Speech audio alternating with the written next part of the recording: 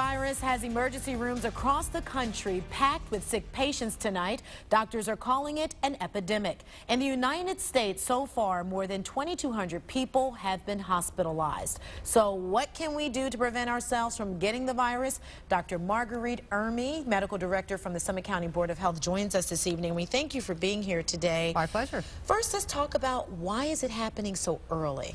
Well, I think people need to realize that flu season actually starts in October. It goes between October and April, so it can occur anytime during that. We're typically used to seeing it in February when it peaks, though we haven't had it as early as December, and in the past 20 years the CDC has noted 4 times that it has come up in December. So while it's unusual for us because we're so used to it being the end of January and February, this kind of caught us from a surprise. It's Mother Nature. So what things are being put in place as far as prevention?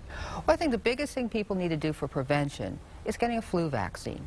That is why they look at getting a flu vaccine as early as when the vaccine's available, so September. But even now, if people wanted to get the flu vaccine, they could. It only takes about 2 weeks for immunity to occur. So while people can do the other preventive strategies to try to keep themselves from getting sick, while their body builds that up. Plus, as I said, the season goes till April, so we may have this extend for a while, or we may get another peak later on in the spring. And doctor, let's talk about the other viruses. It's not just the flu that's out there that's attacking a lot of people, because we had something going around here in News Channel 5 for a while. Oh yes, I think people need to realize that in the wintertime, influenza is not the only germ in town. There is lots of other respiratory viruses, and then people getting a respiratory virus may develop bacterial infection on top of that.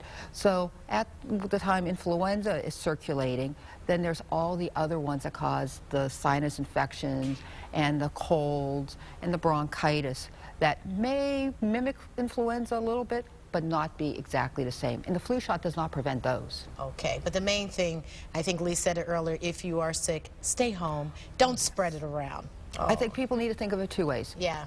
So. Okay. Well, thank you, Dr. Marguerite Ermey, medical director from the Summit County Board of Health. We appreciate your information tonight. My pleasure. We will take heed. We will take heed. And News Channel 5 is helping you get even more of your flu questions answered. We're going to hold a live web chat with an expert from the Cuyahoga County Board of Health from noon until 3 tomorrow afternoon. All you have to do is log on to newsnet5.com.